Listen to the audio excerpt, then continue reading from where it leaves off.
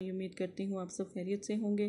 اگر اب تک آپ نے ہمارا چینل سبسکرائب نہیں کیا تو ہمارے چینل کو ضرور سبسکرائب کریں، اور اگر آپ استخارہ یا روحانی علاج کروانا چاہتے ہیں تو اپنی اس بہن کو یاد رکھیں، انشاءاللہ آپ کی بھرپور مدد کی جائے گی۔ آج جو میں آپ کو عمل بتانے لگی ہوں سورہ فاتحہ کا۔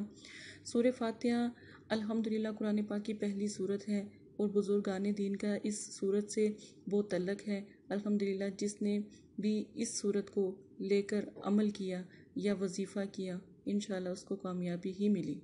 یہ وظیفہ ہم کس مقصد کے لیے کر سکتے ہیں، اس کا جو طریقہ ہے وہ کس مقصد کے لیے استعمال ہوتا ہے، وہ بھی میں آج آپ کو اچھے طریقے سے سمجھاؤں گی، وہ آپ ضرور غور سے سن لیں۔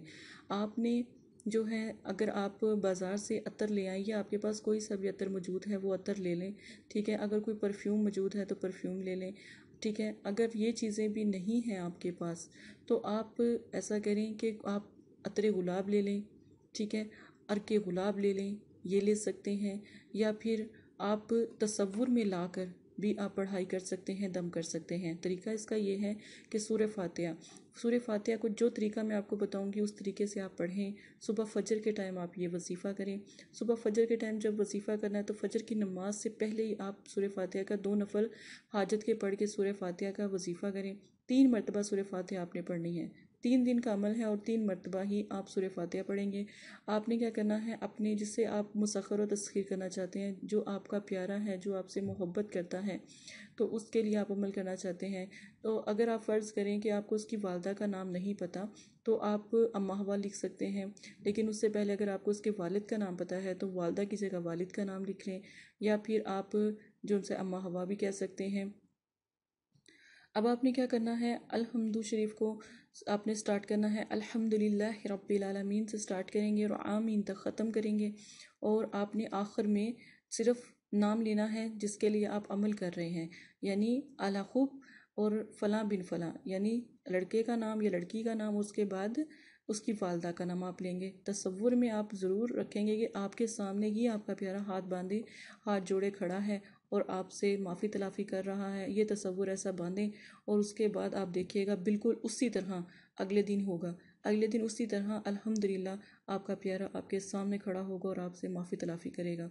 یہ ایک ایسا راز ہے، یہ آپ کو کبھی بھی کوئی نہیں بتائے گا۔ صرف 3 مرتبہ تصور میں فجر سے پہلے وقت کی پابندی کیجیے گا اور باوضو ہو کر یہ وظیفہ کریں۔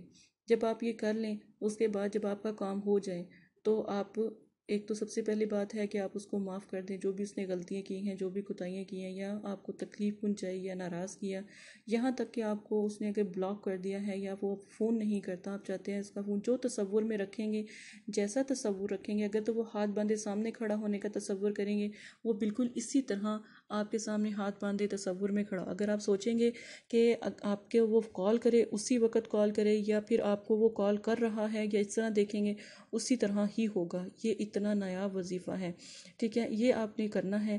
اب آپ نے کیا کرنا ہے، جب آپ کا مطلب کہ یہ سارا کام ہو جائے، ٹھیک ہے، آپ نے نفل بھی پڑھ لیے، آپ نے وظیفہ بھی کر لیا، اس کے بعد سجدے میں جا کر آپ نے ایک موکلین کا نام لینا ہے، یا جبرائیل مدد کر، یا جبرائیل مدد کر حکم با اللہ، یا جبرائیل مدد کر حکم با اللہ، ٹھیک ہے، یہ آپ نے بس کرنا ہے۔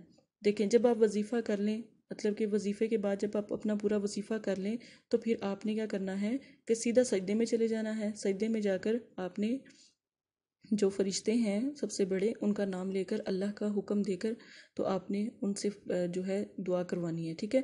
تو انشاءاللہ جو آپ نے تصور قائم کیا وہی تصور ہوگا، وہی پورا ہوگا انشاءاللہ۔